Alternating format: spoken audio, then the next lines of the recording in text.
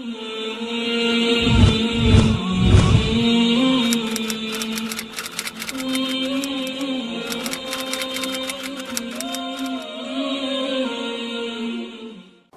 باللہ من الشیطان الرجیم، بسم اللہ الرحمن الرحیم۔ سورہ آل عمران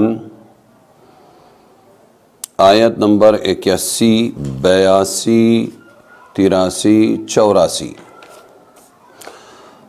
وَإِذْ أَخَذَ اللَّهُ مِيثَاقَ النَّبِيِّينَ لَمَا آتَيْتُكُم مِّن كِتَابٍ وَحِكْمَةٍ ثُمَّ جَاءَكُمْ رَسُولٌ مُّصَدِّقٌ لِّمَا مَعَكُمْ لَتُؤْمِنُنَّ بِهِ وَلَتَنصُرُنَّهُ قال أأقررتم وأخذتم على ذلكم إصري قالوا أقررنا قال فاشهدوا وأنا معكم من الشاهدين فمن تولى بعد ذلك فأولئك هم الفاسقون أفغير دين الله يبغون وله أسلم من في السماوات والأرض طوعا وكرها وإليه يرجعون قل آمنا بالله وما أنزل علينا وما أنزل على إبراهيم وإسماعيل وإسحاق ويعقوب والأسباط وما أوتي موسى وعيسى والنبيون من ربهم لا نفرق بين أحد منهم ونحن له مسلمون۔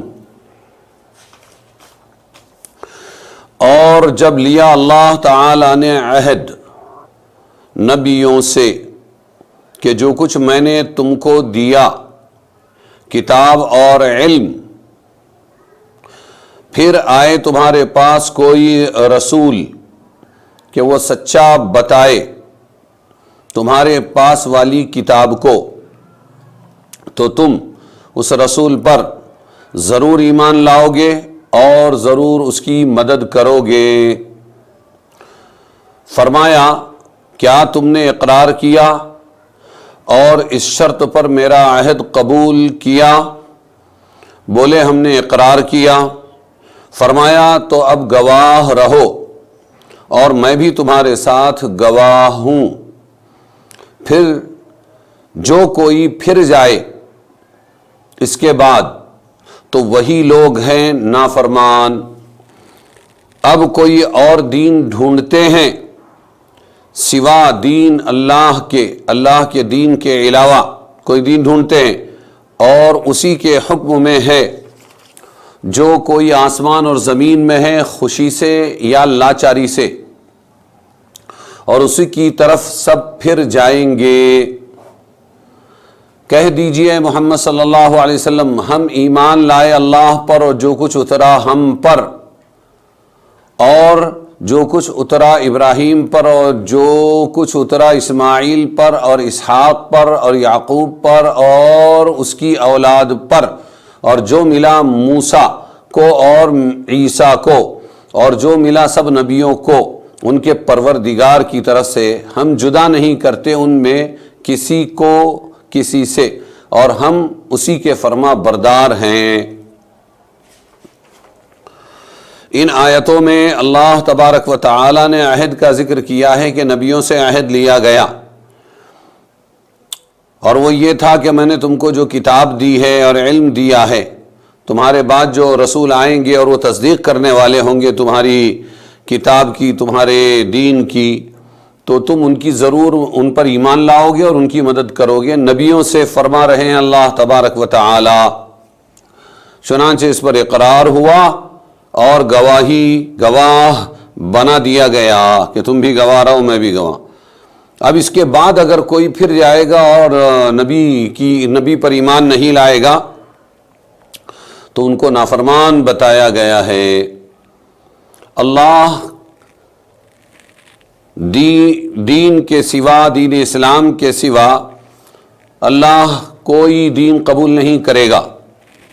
وہ لوگ چاہتے ہیں کہ دوسرا دین لائیں، حالانکہ سب اللہ کا ہے۔ آسمانوں اور زمینوں میں جو کوئی بھی ایمان لانے والا ہے، خوش دلی سے یا لاچاری سے، اسی کی طرف سب کو لوٹ کر جانا ہے۔ پھر اقرار کروایا اللہ کے نبی سے کہ کہہ دیجئے ہم ایمان لائے اللہ پر بھی اور جو نازل کیا گیا ہم پر یا اس پر بھی، اور ابراہیم، اسماعیل، اسحاق اور یعقوب ان کی اولاد پر، اور موسیٰ اور عیسیٰ پر، اور تمام نبیوں پر ان کے رب کی طرف سے، ان تمام چیزوں پر بھی ہمارا ایمان ہے۔ ہم کسی نبی میں فرق نہیں کرتے۔ اللہ تعالیٰ نے اپنے بندوں سے 3 طرح کے عہد لیے ہیں۔ ایک ہے الست بربکم،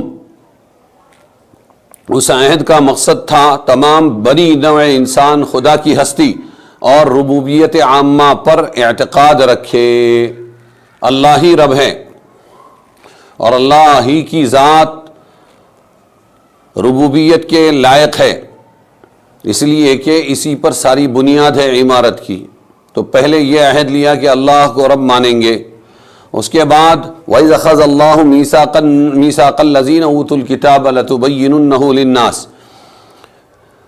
یہ عہد لیا، یہ عہد صرف اہل کتاب کے علماء سے لیا گیا تھا، یہود و نصارہ کے علماء سے، کہ وہ حق کو نہیں چھپائیں گے بلکہ صاف اور واضح طور پر بیان کریں گے۔ اور ابھی جو آیت تھی وہ عہد وَإِذْ أَخَذَ اللَّهُ مِيثَاقَ النَّبِيِّينَ لَمَا آتَيْتُكُم مِّن کتاب وحکمہ، یہ عہد کس سے لیا گیا؟ یہ انبیاء علیہ، یہ جو ہے اللہ تعالیٰ نے انبیاء علیہم السلام سے لیا کہ تم بھی ایمان لاؤ گے اللہ کے رسول محمد صلی اللہ علیہ وسلم پر اور ان کے دین پر۔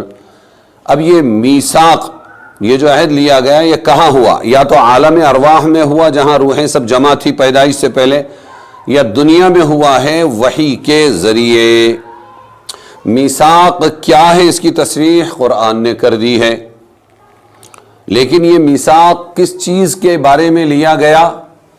تو ابن عباس رضی اللہ عنہما فرماتے ہیں حضرت محمد مصطفیٰ صلی اللہ علیہ وسلم کے بارے میں لیا گیا، یعنی اللہ تعالیٰ نے یہ عہد تمام انبیاء سے صرف حضور کے بارے میں لیا کہ اگر وہ خود ان کا زمانہ پائیں تو ان پر ایمان لائے اور ان کی تائید و نصرت کریں اور اپنی امتوں کو بھی یہی ہدایت کریں۔